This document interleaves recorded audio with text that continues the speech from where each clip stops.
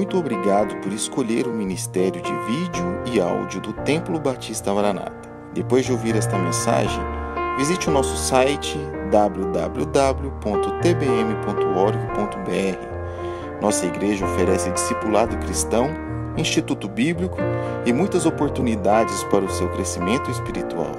Que Deus o abençoe. Maranata, ora vem, Senhor Jesus.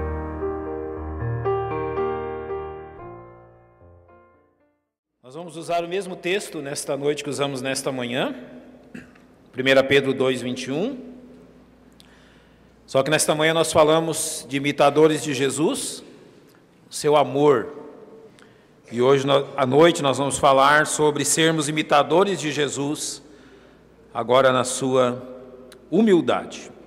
1 Pedro capítulo 2, verso 21. Se você encontrou o texto e puder colocar-se de pé, por gentileza, faça isso. Depois de lermos o texto, ainda em pé, nós vamos orar. Primeira epístola do apóstolo Pedro, capítulo 2, verso 21. Porque para isto sois chamados, pois também Cristo padeceu por nós, deixando-nos o exemplo, para que sigais as suas pisadas. Para que sigais as suas pisadas. Pai, reconhecemos o poder da Tua graça em transformar as nossas vidas, em trabalhar em nosso coração, em nossa alma, transformando o nosso caráter à imagem do caráter do Senhor Jesus. Nós éramos perdidos, miseráveis, e Tu nos resgataste pelo grande poder do Senhor Jesus Cristo. Pai, nosso desejo é demonstrar o caráter do Senhor enquanto nesse mundo vivemos. E pedimos que nos abençoe enquanto estudamos especificamente sobre a humildade. Na dependência do Teu Espírito é que nós te pedimos isto, pois oramos em nome de Jesus. Amém. Podem se assentar, irmãos. Sermos imitadores de Jesus na sua humildade. O contrário da humildade é o orgulho, a arrogância, a autoconfiança, a insubmissão e a falta de dependência. É interessante que aonde não há humildade, há aí diversos pecados que tomam o lugar dela.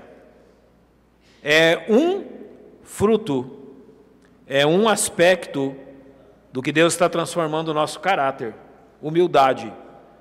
Mas a falta de humildade não leva a um pecado, leva a muitos pecados, porque assim é com o pecado. É difícil, é trabalhoso, precisa dedicação para adquirirmos o fruto da humildade, mas basta deixar o nosso coração fazer o que Ele quiser, que diversos aspectos pecaminosos ocuparão o lugar de uma qualidade que Deus deseja para nós. O pecado é sempre assim. Aonde falta uma coisa de Deus, ali as ervas daninhas do pecado ocupam o lugar. O pecado nunca anda sozinho. O pecado nunca anda só. Um pecado sempre chamará o outro. Um pecado sempre se associará a outro. E por isso o orgulho, a arrogância, a autoconfiança, a insubmissão e a independência, a falta de dependência de Deus, ocupam o lugar onde devia estar a humildade.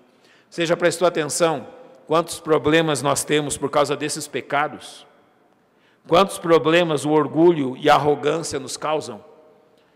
Já prestou atenção em quantas dificuldades no trabalho, na família, no casamento, na escola, em tudo que nós fazemos, são causados pelo orgulho e pela arrogância? Já entendeu que mesmo sendo filhos de Deus, esses pecados continuam a agir na nossa vida quase que diariamente? Mesmo salvos, o poder do pecado continua a agir. Irmãos, é triste dizer isso. Se o orgulho e a arrogância são desprezíveis no incrédulo, o que dizer quando elas se encontram num cristão?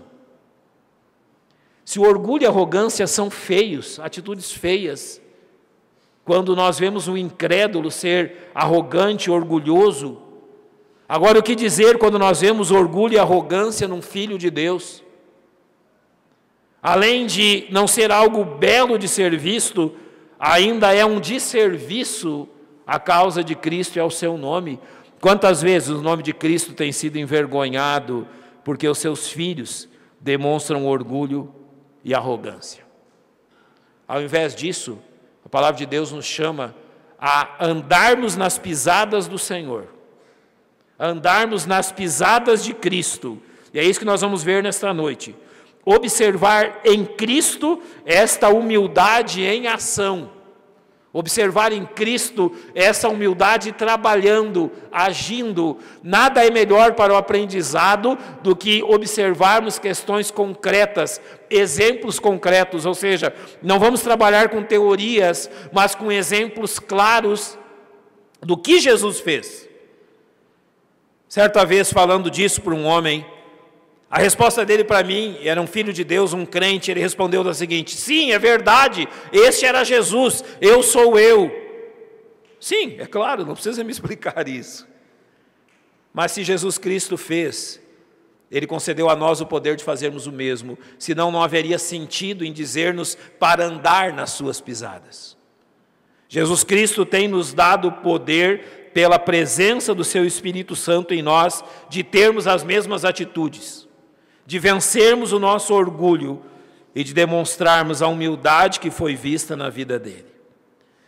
Mateus capítulo 11, verso 29, é maravilhoso quando diz, e o Senhor mesmo dizendo sobre ele: tomai sobre vós o meu jugo e aprendei de mim, que sou manso e humilde de coração. Notem que há um aspecto do seu caráter, e ele diz claramente: aprendei de quem? De mim. Aprendam comigo como serem mansos e humildes de coração. Ele está nos chamando a isso. Ele está nos chamando à sua escola, Ele está nos chamando ao seu trabalho e dizendo: olha, aprendam, observem o que eu faço e façam como eu faço. E a promessa do final do verso 29 é clara: encontrareis descanso para as vossas almas. Deus me deu a oportunidade, nesses 35 anos de vida cristã, de andar ao lado de homens humildes. E eu aprendi uma coisa com eles. São homens que o descanso que provam no seu coração é algo invejável. Nós às vezes pensamos que precisamos viver em guerras e contendas, não é? Mas o que eu tenho visto na vida cristã é que homens humildes têm descanso. Dormem e acordam com toda a tranquilidade, descansam no Senhor, e foi isso que Cristo prometeu. Aprendam de mim a humildade e vocês vão encontrar descanso. Aprendam de mim a humildade e a mansidão, é um outro tema para tratarmos outro dia, e vocês encontrarão descanso que tanto vocês buscam. O mundo ensina diferente, mas Cristo nos ensina assim. Então observemos primeiramente como se manifesta a humildade de Jesus Cristo. E aqui nós observamos isso na sua atitude. João capítulo 13, versos 4 e 5, dizem assim do Senhor: levantou-se da ceia, tirou as vestes e tomando uma toalha cingiu-se, depois deitou água numa bacia e começou a lavar os pés aos discípulos e a enxugar-lhes com a toalha com que estava cingido.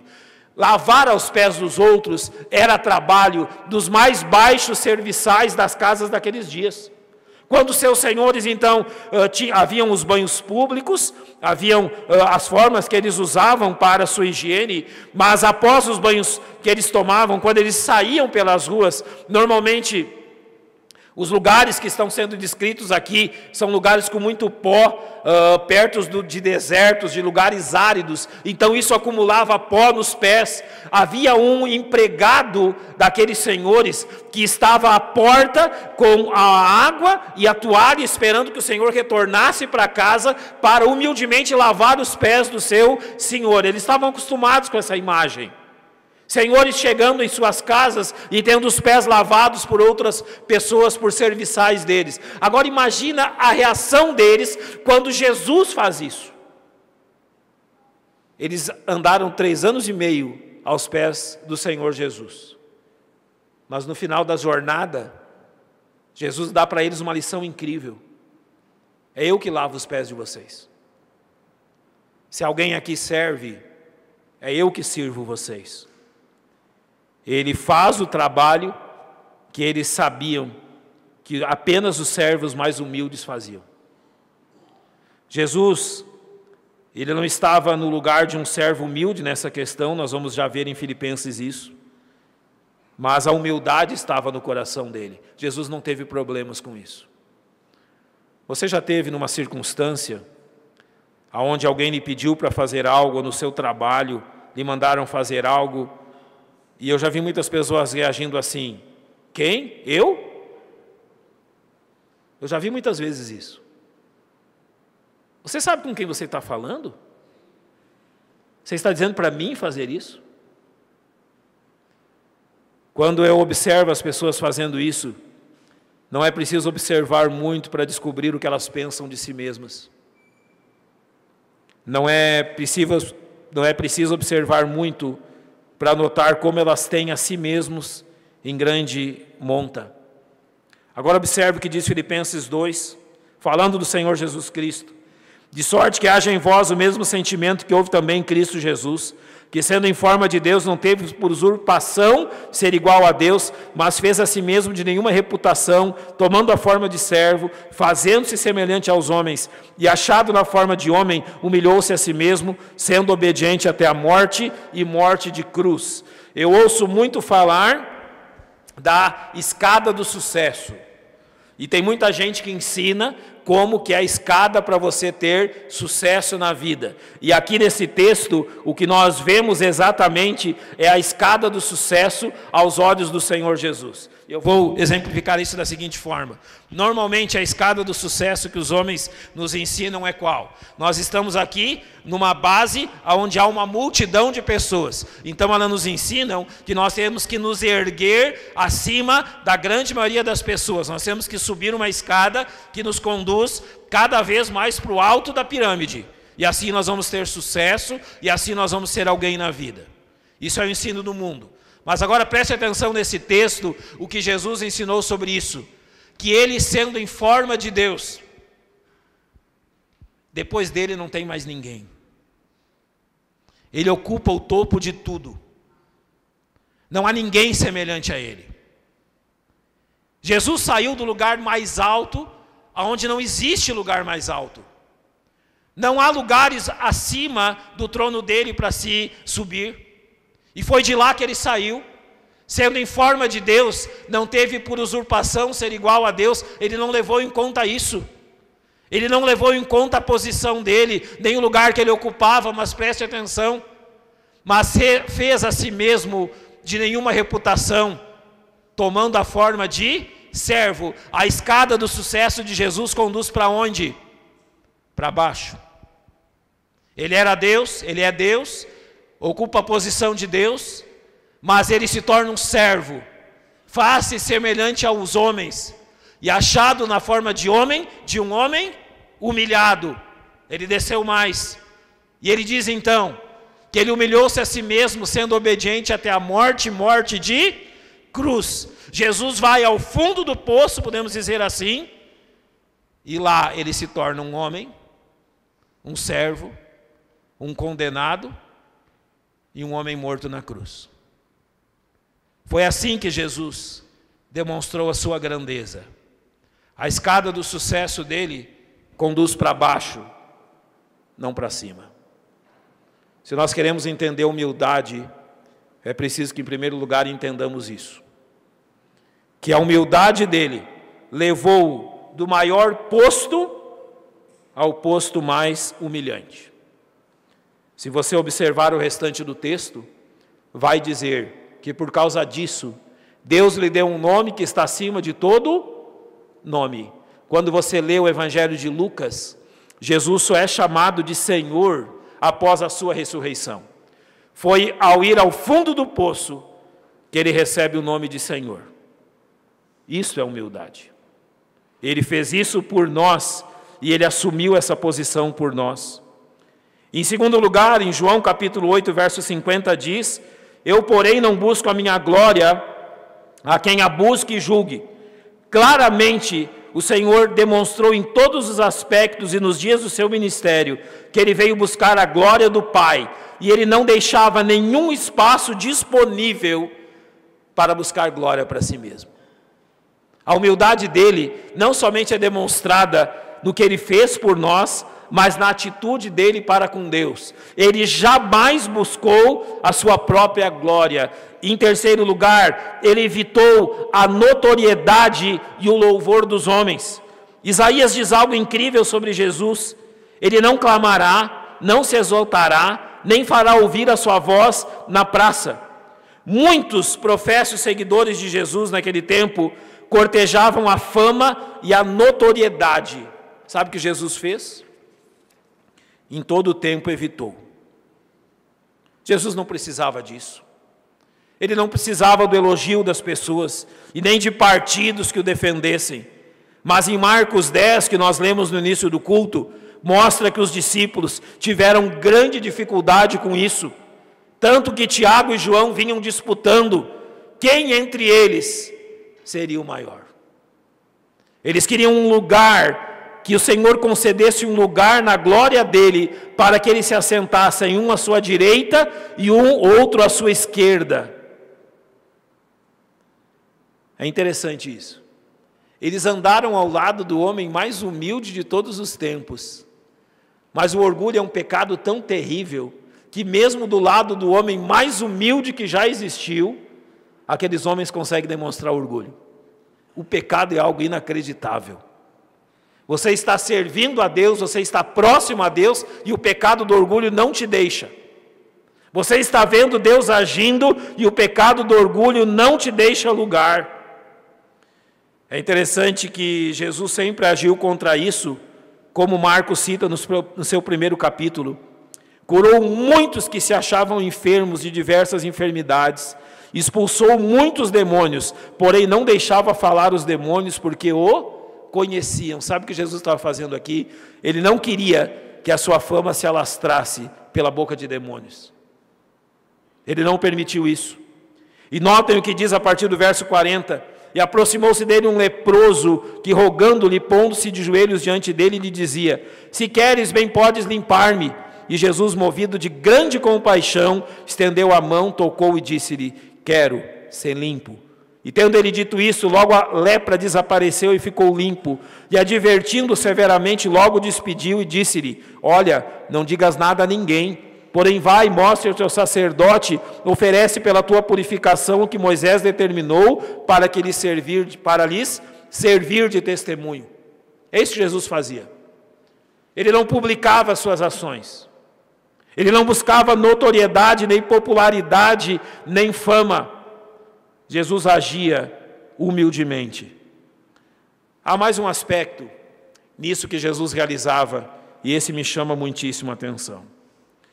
Lucas capítulo 15, os 2 primeiros versículos dizem assim de Jesus: chegavam-se a ele todos os publicanos e pecadores para o ouvir, e os fariseus e os escribas murmuravam dizendo: este recebe pecadores e come com eles.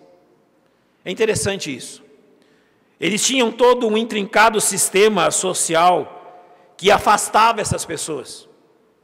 Essas pessoas eram consideradas, publicanos e pecadores, como indignos. Mas em todos os momentos no Evangelho você vê Jesus se aproximando daqueles que eram rejeitados. E Jesus não tinha vergonha disso. Jesus se aproximava das pessoas que a sociedade rejeitava. E quando nós olhamos entre os discípulos de Jesus, em Mateus 9,10 está escrito: e Jesus, passando adiante dali, viu assentado na recebedoria um homem chamado Mateus e disse-lhe: segue-me. E ele, levantando-se, o seguiu. E aconteceu que, estando ele em casa, sentado à mesa, chegaram muitos publicanos e pecadores e sentaram-se juntamente com Jesus e seus discípulos. É interessante isso. Jesus escolheu um publicano para ser discípulo dele. Se Jesus queria algo para perder a moral com os judeus, era só ter feito isso.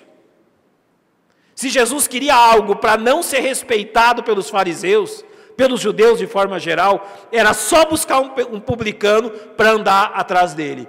Foi isso que Jesus fez. Mas sabe, não era isso que Jesus queria.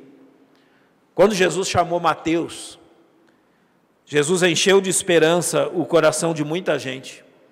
Sabe por quê? É como se eles dissessem assim: se um publicano pode seguir esse homem, então qualquer pessoa pode.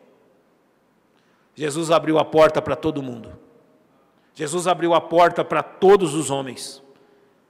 Na sua humildade, Ele abre a porta para que todos se aproximem dEle. Ninguém estava longe demais para que eles não o alcançassem, nem tão profundamente atolado no pecado que não pudesse ser resgatado por Jesus. Algo que também me chama a atenção na humildade dele, está escrito em 1 Pedro 2,23. Diz assim dele: quando o injuriavam, não injuriava; quando padecia, não ameaçava, mas entregava-se àquele que julga justamente. É interessante isso. Nós temos uma dificuldade tremenda quando as pessoas fazem isso conosco. Nos injuriam, nos ameaçam, estão nos colocando contra a parede, vamos dizer assim. Quando são iradas conosco, quando são odiosas conosco. Sempre que alguém reage assim conosco, nós vamos ter naturalmente dificuldade. Mas quando se fala de Jesus, diz: Ele não injuriava, Ele não ameaçava. Jesus derrotava os seus oponentes por outras armas. Você lembra quando Jesus diz que se alguém fosse ferido numa face por causa dele, fizesse o quê? Oferecesse também a outra. Eu fui discipulado por um homem que em certa ocasião fez isso. O homem que me discipulou, ele não parava de falar de Cristo, eu creio que nem quando eu estava dormindo. Ele falava 24 horas de Jesus. Ele estava numa empresa e algumas pessoas já estavam incomodadas com aquilo. Ele não participava das imoralidades deles. Ele não participava das conversas tolas deles, mas tudo que ele fazia era falar de Jesus. Então um dia um dos seus colegas, irritado com aquilo, lhe deu um tapa na face.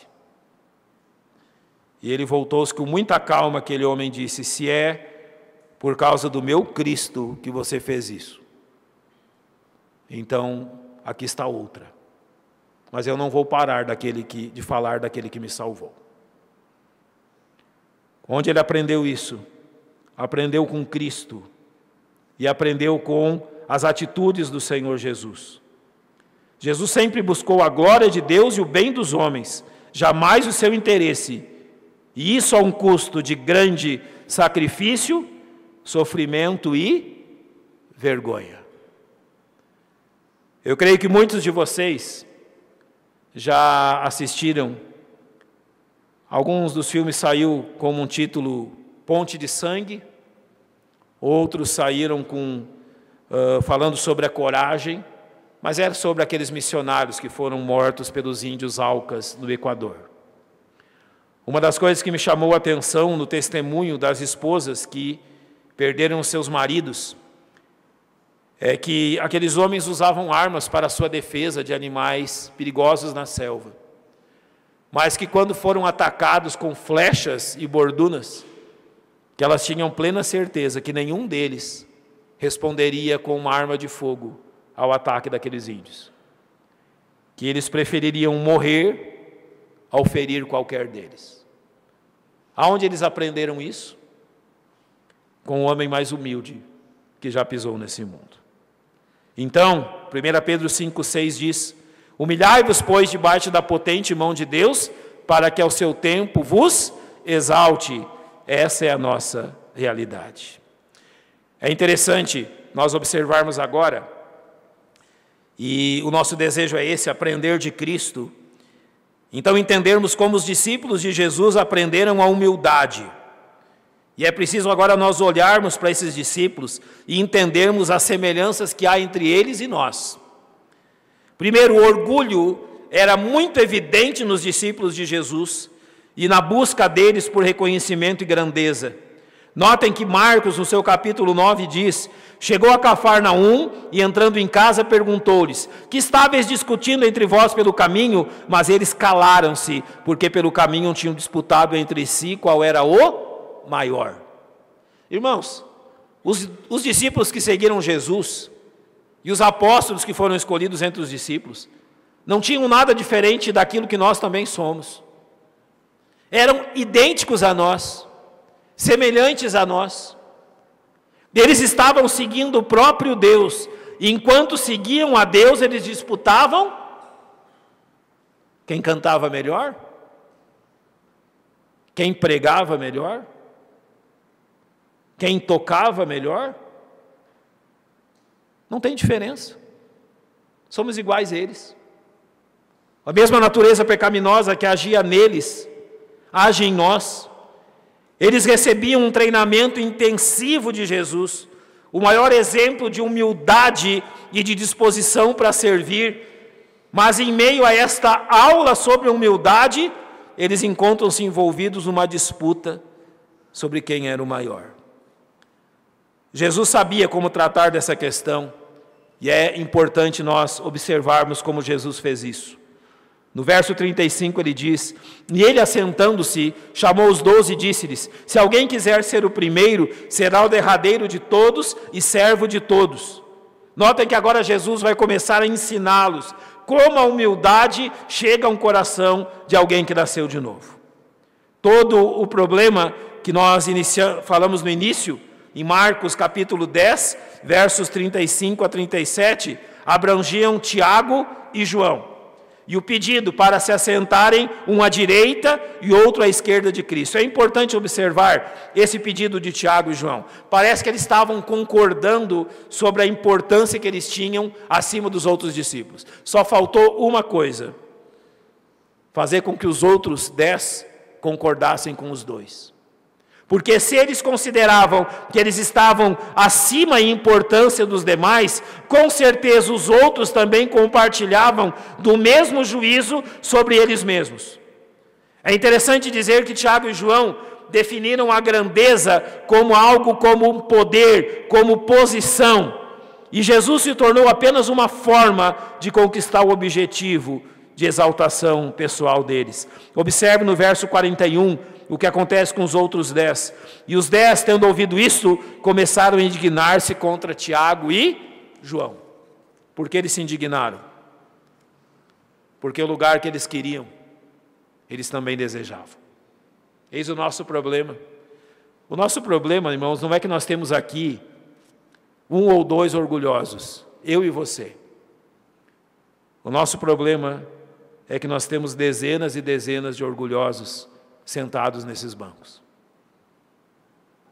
O nosso problema não é 1, 2 ou 3 que não sabem segurar o seu orgulho.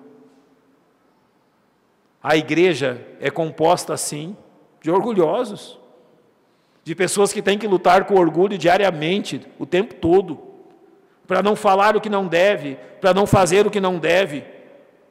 Os outros 10 não eram diferentes de Tiago e João, e a indignação deles revela que eles desejavam o mesmo que os outros 2 irmãos queriam. A única diferença é que os 2 falaram abertamente, e os outros deixaram escondido no seu coração o que desejavam. Enquanto andarmos nesse mundo, isso será algo para trabalharmos. Então, o que Jesus faz? Jesus redefine o que é grandeza. Observe, em primeiro lugar, Jesus os faz lembrar o que observavam durante longos anos de ocupação romana. Notem que no verso 42 diz: sabeis que os que julgam ser príncipes dos gentios, deles se assenhoriam, e os seus grandes usam de autoridade sobre eles. Sempre haverá, houve naquele tempo e haverá no nosso tempo, pessoas que servem e pessoas que são servidas. Pessoas que são os príncipes, como Jesus diz aqui, e que se assenhoriam de outras pessoas, e que os usam, e que as outras pessoas são instrumentos nas mãos para crescerem em grandeza e em autoridade sobre as pessoas. Sempre foi assim. Os homens sempre buscaram isso, e essa é a realidade que nós vemos entre todos. Grandes no nosso tempo são aqueles que são servidos, e não aqueles que servem. Algumas pessoas, para se apresentar, talvez digam assim, e eu já vi um homem fazer isso: eu tenho 10.000 pessoas trabalhando para mim, disse certo homem. O que ele quis dizer com isso? que ele poderia ficar em casa e que essas 10 mil pessoas que trabalhavam para ele garantiriam o lucro que ele precisa. Ouvi muitos homens chamarem para si o seu valor e o seu tamanho pela quantidade de pessoas que eram seus empregados, pela quantidade de empregados que tinham na sua casa, pela quantidade de empregados que tinham sobre as suas ordens. Agora, quanto à igreja, os versos 43 e 44 dizem assim: mas entre vós não será assim, antes qualquer que entre vós quiser ser grande, será vosso serviçal, e qualquer que dentre vós quiser ser o primeiro, será servo de todos. Como isso funciona na igreja, como isso funciona na nossa vida. Grandes são aqueles que servem. E lembra o que Jesus fez com os discípulos ao lavar-lhes os pés? Jesus ensinou para eles o que é ser grande. Em terceiro, Jesus lhes dá o maior exemplo desse tipo de grandeza. O verso 45 diz que o Filho do Homem também não veio para ser servido, mas para servir e dar a sua vida em resgate de muitos. Foi isso que Jesus Cristo veio fazer. Ele veio servir, ele não veio ser servido. E há um ditado no nosso tempo que demonstra como o nosso tempo de confusão não poderia ter outra circunstância senão a que nós vivemos. Certo amigo me disse assim: o grande problema do nosso tempo é que nós temos muito cacique e pouco índio. Você entende o que ele quis dizer? Muita gente para mandar e pouca gente para servir. Muitos para dar ordens, poucos para obedecerem. É interessante o que a Bíblia faz com nós pastores. Ela coloca sobre nós um peso para que nós entendamos sempre o nosso pequeno tamanho. A Bíblia deixa muito claro que o pastor não pode exercer autoridade sobre o rebanho como quem manda, como quem dá ordens, como um tirano. E sabe por que ele não pode fazer isso? Porque Deus vai cobrar dele. Sim, Deus vai cobrar de todos os pastores a forma com que trataram os filhos de Deus. Não com autoridade extrema como tiranos, mas a Bíblia diz claramente, como exemplos para o rebanho. Eu tenho encorajado muitos e muitos irmãos aqui a serem discipulados. Irmãos que já passaram pelo discipulado de 8 aulas, irmãos que já passaram pelo discipulado de 17 aulas, que já são membros de nossa igreja. Eu tenho os encorajado a unirem-se a outros líderes, servirem e ajudarem. Por quê? Os tempos onde eu pude mais crescer espiritualmente foram tempos onde eu segui passos de outros homens. Deus me abençoou com um irmão precioso, onde eu pude seguir os seus passos dos 7 aos 17 anos. Andei 10 anos nos passos desse irmão. Ele era um evangelista. Eu praticava evangelismo com ele, praticava missões com ele, ouvia atentamente o que ele tinha a dizer. Eu lembro-me, e já falei isso a vocês, quando eu tinha de 12 para 13 anos, eu de certa forma, me desgostei com aquilo e disse assim para ele: olha, eu já não suporto mais. Todos os lugares que nós vamos, você só fala de Jesus. Ele me levava para o culto dos jovens e nós tínhamos que pegar o ônibus. E no trajeto de casa até o lugar onde pegávamos o ônibus, no trajeto do ônibus e do lugar onde parávamos até onde íamos à igreja, ele não falava de nada. Ele não falava de futebol, ele não falava de crise, ele não tinha outro assunto a não ser Jesus Cristo. E eu comecei a me indignar com aquilo, dizendo: você não sabe falar de outra coisa? E ele disse: não, eu estou falando da coisa mais importante que existe no mundo. Teve um dia que ele perguntou para mim o que eu queria ser quando crescesse. O meu pai tinha me levado a uma pista de pouso, e eu tenho essa foto até hoje, eu tirei uma foto do lado de um grande avião da Força Aérea que soltava os paraquedistas bem próximo da nossa casa. E eu falei para ele, eu quero dirigir essa coisa aí, eu quero ser um piloto de avião. E a resposta dele falou tão profundo ao meu coração que eu jamais esqueci. Ele disse assim, e como? Ele disse, olha, tudo bem, é a sua escolha, mas saiba como você servirá a Cristo sendo um piloto de avião. O que ele estava me ensinando, não importava como, importava que eu servisse ao Senhor. Foi precioso andar aos pés daquele homem. Depois disso, por mais 5 anos, eu andei aos pés de um homem que me ensinou música, me ensinou instrumentos e foi meu primeiro professor de teologia. Infelizmente, o primeiro desses, eu digo infelizmente porque sinto saudade dele, o primeiro já está com o Senhor. O outro continua sendo meu professor. Fui para o seminário e encontrei homens preciosos. Andei nos passos deles. Fui para o ministério e até hoje continuo seguindo outros homens que estão adiante de mim. Já testemunhei aos irmãos como é precioso para mim estar nesta igreja e como através da vida do pastor Rômulo eu pude aprender sobre missões, praticar e fazer isso. Ou seja, andar aos pés de outros homens que estão adiante de nós sempre nos ajuda a crescer. Mas eu precisei, desde o início, aprender uma lição. Para fazer isso, é preciso humildade. Orgulhosos não andarão atrás de outros homens. Orgulhosos não aceitarão a liderança de outros homens. Orgulhosos não aprenderão nada. Esta é a questão. Sabe quem vai aprender? O mundo é dos humildes e não dos soberbos. Jesus inverteu completamente a noção de grandeza, e essa inversão precisa ocorrer no coração de cada um de nós, se desejamos ser grandes aos olhos de Deus.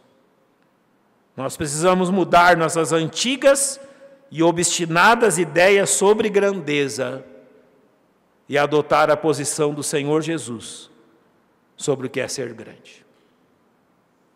Vale a pena, posso lhe dizer, que uma das grandes bênçãos que Deus tem derramado na minha vida é aprender isso. Aprender a aprender com outros. A ser humilde ao ponto de entender que há pessoas que estão adiante de mim e que Deus pode usá-las para me ensinar. Como pude aprender isso? Com 7 anos de idade, esse homem que me discipulou me colocou para ler a Bíblia. Eu tive a felicidade de aprender a ler no mesmo momento em que conheci Cristo. Eu devorava a Bíblia. Muitas vezes dormi com a Bíblia sobre o meu peito. Lia e lia sem parar. E a cada dia, mais e mais eu me apaixonava por Cristo. Aprendi dele.